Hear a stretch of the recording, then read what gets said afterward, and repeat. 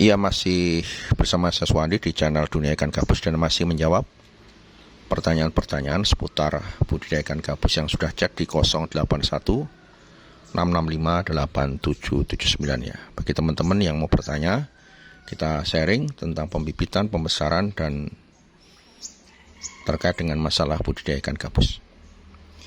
Pada kesempatan hari ini saya ingin menjawab pertanyaan yang cukup banyak ya, beberapa pertanyaan ya, yang hampir sama yang terkait dengan masalah kok pemeliharaan ikan gabus baru 1 bulan, di awalnya bagus, kok tiba-tiba setelah 1 bulan lebih banyak ikan yang mati. Jadi yang perlu diperhatikan di sini, kalau ikan gabus sudah menggunakan pakan pelet, itu yang perlu diperhatikan adalah kontrol pakannya. Apalagi di 1 bulan pertama itu pakan menggunakan pelet apung yang ukuran kecil ya, PF 800, PF 1000, atau ada yang masih menggunakan PF 500. Nah, sejak menggunakan 500 sampai 1000 itu kita harus hati-hati. Karena pelet yang kita buang ke kolam itu persentase tenggelamnya bisa mencapai 30% atau bahkan lebih ya. Tiap merek beda-beda. Tapi persentase tenggelam yang dilempar ke kolam itu cukup banyak. Jadi kalau kita tidak hati-hati dalam proses pemberian pakan berupa pelet, ya, kita tidak hati-hati dalam menggunakan pelet seperti ini, seolah-olah kalau kita tebar di kolam itu kesannya habis, ternyata itu tidak habis. Karena begitu lempar tenggelam itu tidak dimakan oleh ikan gabus. Nah, terakumulasi hari pertama, kedua, ketiga sampai hari ke-30 terakumulasi di dalam kolam, menimbulkan amonia sehingga ikan itu makannya tetap lahap, tapi apa? Banyak yang mati. Dan kadang matinya itu di dasar. Kenapa? Karena ikan gabus kalau belum busuk, itu dia belum ngambang, karena dia tidak mempunyai gelembung udara seperti ikan pada umumnya. Jadi ikan yang dengan karakter ikan air dalam itu biasanya tidak punya gelembung udara. Jadi dia sejak netes pun dia sudah bisa berenang sampai kedalaman 2 meter, 3 meter, itu tidak ada masalah buat ikan itu. Nah, teknik pemberian pakan ikan gabus ya, dengan menggunakan pakan pelet kecil ini, kalau di dalam kolam, itu kita usahakan memberi makannya di satu tempat. Ya, syukur kalau airnya lebih dekat, lebih enak ditaruh di dekat permukaan. Tapi kalau kita lempar gini, nah itu kan sudah banyak yang tenggelam. Ya, sudah banyak yang tenggelam saat dilempar itu. Jadi kita harus hati-hati dalam kontrol pakan. Jadi kalau kasih makan sedikit-sedikit ya, nah, di satu tempat saja, nggak usah disebar kemana-mana ya. Karena ikan koloni itu ikan yang bergerombol, dia akan datang saat kita beri makan. Satu makan, semua akan berputar, berkumpul di situ. Dan itu menjadi sebuah kebiasaan. Kalau dia saat diberi makan, sudahlah dia di tempat itu saja, dia akan bergerombol di situ. Nah, berikan di satu tempat saja saat dia makan. Nanti sebuah kebiasaan, makanya di situ terus. Ditungguin dulu, kalau belum habis jangan ditambah lagi. Nanti kalau itu makan peletnya sudah habis, kita baru memberikan tambahan lagi. Sehingga apa? Kontrol pakan ini betul-betul akan menjaga kualitas airnya.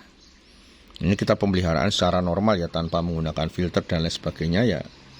Kasihkan aja, kalau sudah habis baru ditambah kembali. Nah, sudah mulai habis, kita kasih lagi sedikit lagi. Nah, sehingga apa? Nanti kualitas airnya bagus, ikan sehat-sehat. Nah, kadang kebiasaan dengan ikan lain dianggapnya biar cepat gede diberi makan yang banyak. Justru itu bermasalah.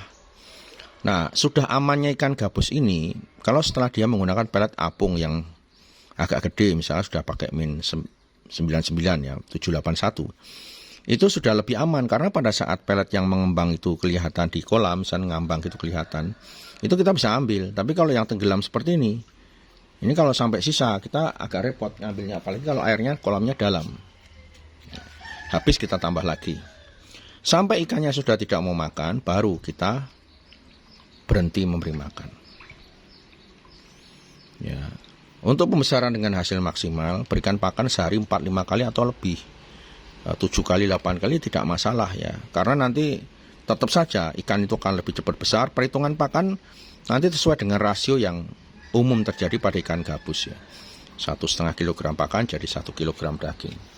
Jadi kita ngejar cepat ya, lebih cepat pakannya diberikan sering mungkin. Dan ingat, yang paling penting juga orang yang memberi makan. Jadi orang yang memberi makan di pembesaran itu jangan ganti-ganti. Setiap orang sudah beda keinginan dan kemauan.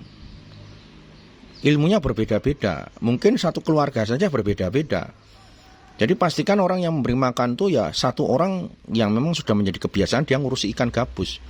Jangan pagi itu ibunya, sore bapaknya, nanti sore lagi mbahnya lagi.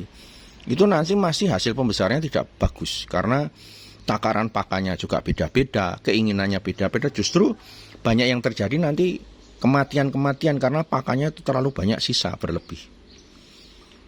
Ini yang saya sampaikan berdasarkan pengalaman yang kita jalani sampai hari ini. Dan gunakan pelet yang ukurannya sama, mereknya sama, jangan gonta-ganti merek. Beda merek, beda nafsu makan untuk ikan. Jadi kalau sudah menggunakan satu merek, gunakan merek yang itu lagi. Nah ini sudah habis, kita tambah lagi, kita berikan lagi. Jadi memang harus agak sabar. Kita kalau memelihara ikan gabus tuh harus sabar, ditunggui ya. Jangan terburu-buru. Wah ini keburu mau kerja, keburu mau beraktivitas, lempar yang banyak tinggal pergi. Itu hasilnya tidak baik.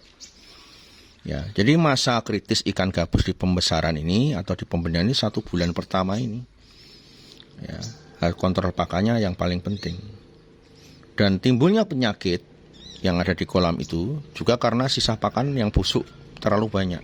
Itu bisa menimbulkan penyakit pada ikan.